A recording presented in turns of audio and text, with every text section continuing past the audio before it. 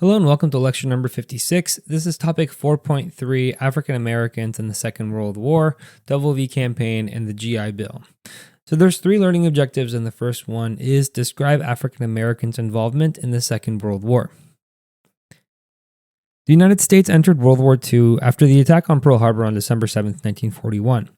At the time, the U.S. armed forces were segregated, and black troops were usually relegated to non-combatant positions, which typically involved work in the transportation or engineering corps.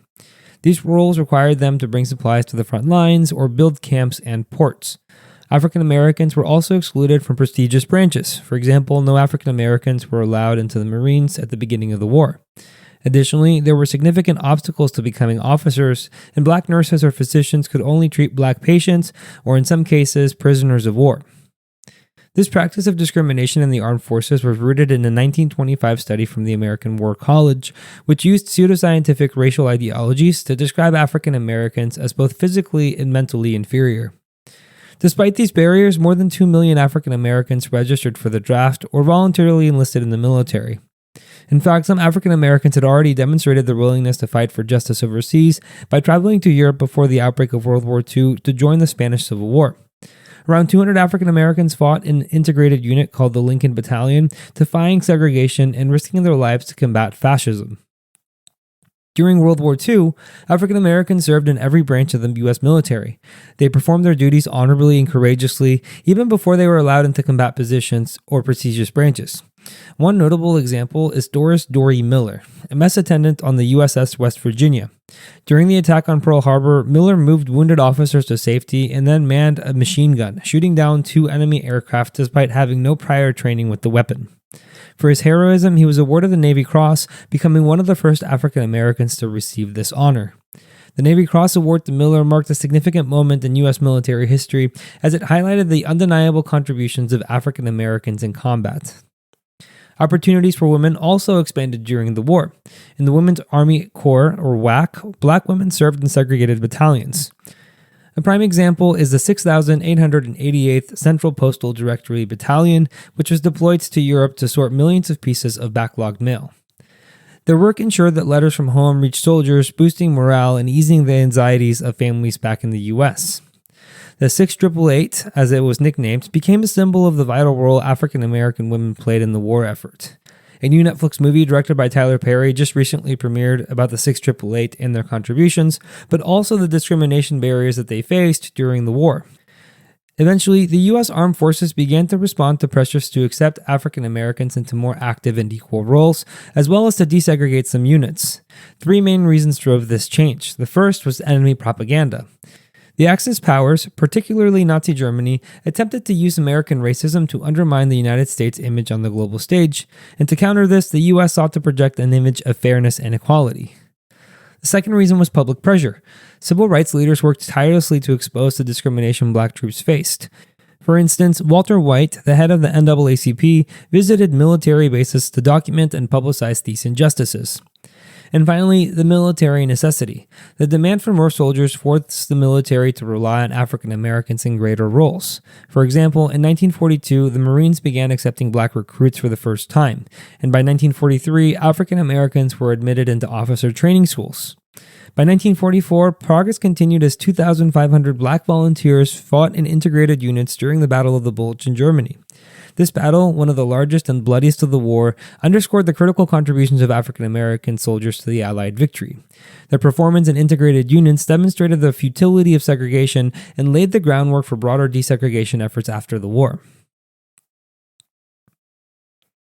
Next, we'll discuss one of the most famous yet historically under-recognized black squadrons in World War II, the Tuskegee Airmen. This groundbreaking program began in January 1941 and trained black pilots who were part of the U.S. Army Air Corps, the predecessor to the U.S. Air Force. The pilots trained at Tuskegee Army Airfield in Alabama, which is why they became known as the Tuskegee Airmen. This group comprised the 99th, 100th, 301st, and 302nd Fighter Squadrons.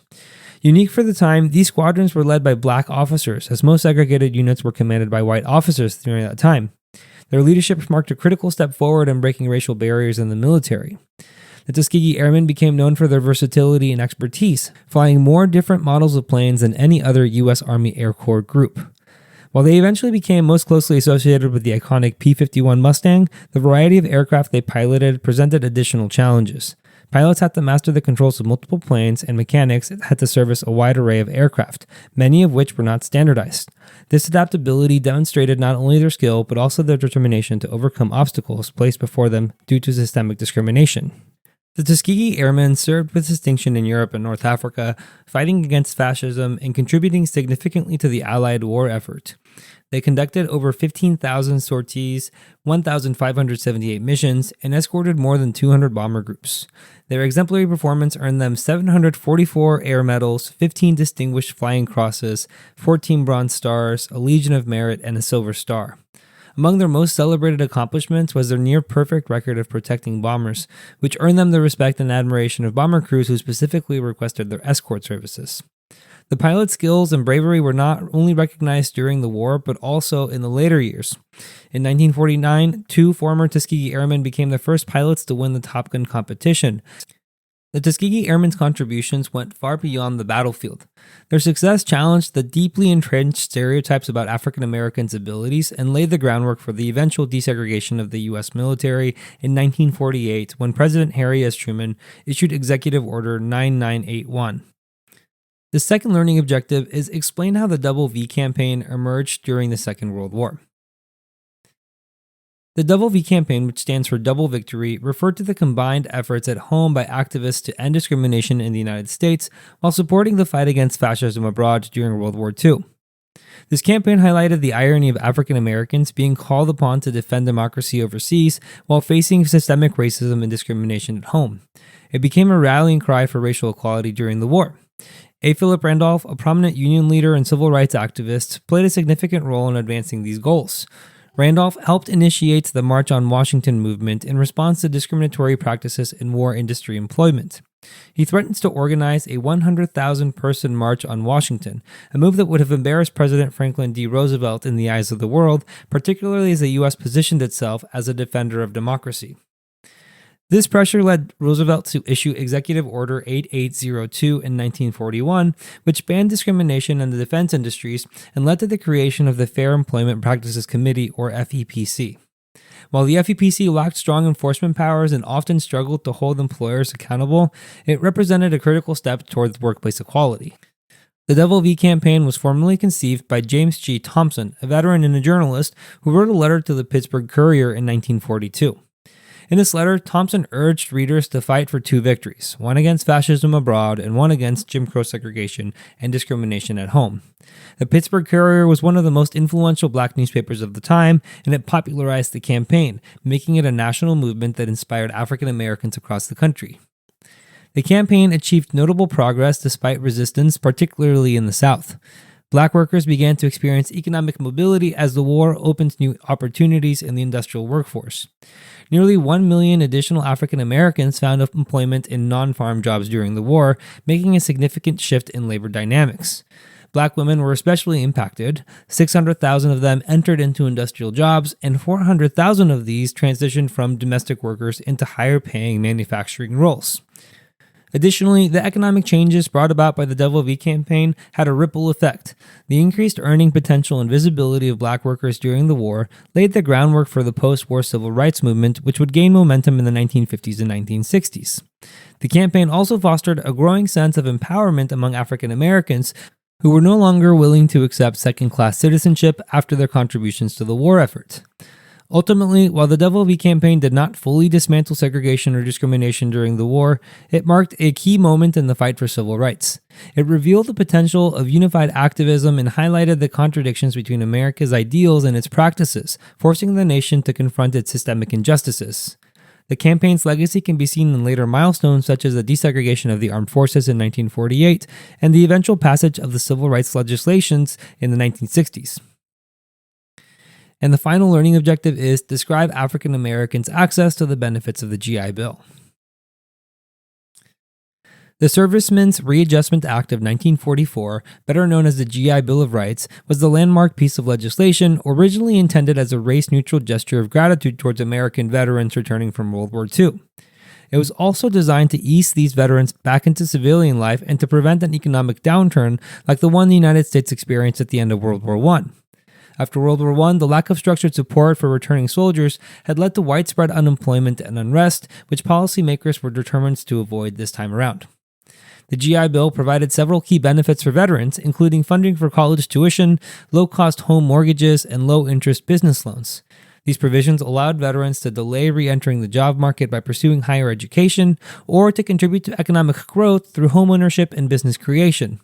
For example, the influx of mortgages helped boost the construction industry, spurring significant economic activity.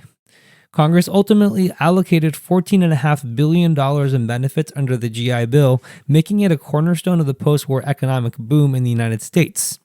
The bill contributed to the rapid expansion of the American middle class, increasing rates of home ownership and educational attainment across the country.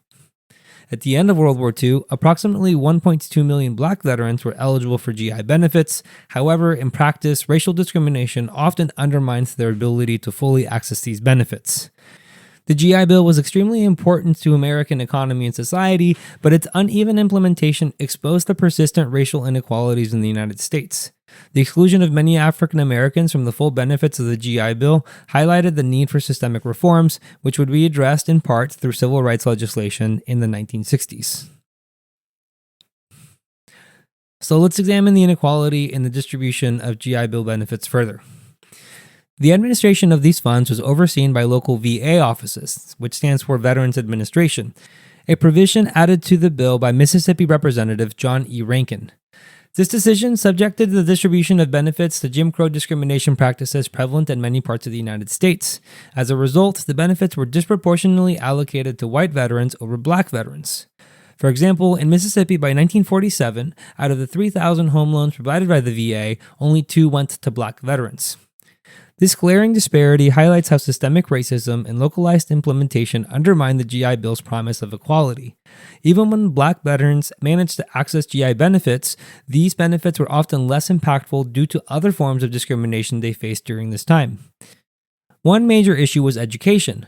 While white veterans could use their tuition benefits at a wide range of colleges and universities, African Americans were often restricted to attending historically black colleges and universities, or HBCUs. As many predominantly white institutions either refused to admit black students or maintained strict quotas. This led to severe overcrowding at HBCUs, which lacked the resources to handle the surge in enrollment. For instance, between 1940 and 1950, enrollment at HBCUs nearly doubled, stretching these institutions to their limits and reducing opportunities for individual advancement. Similarly, black veterans who accessed mortgage benefits faced significant hurdles. Many were excluded from purchasing homes in suburban developments due to discriminatory practices like restrictive covenants. These provisions in property deeds explicitly barred the sale of homes to non-white buyers, effectively segregating neighborhoods.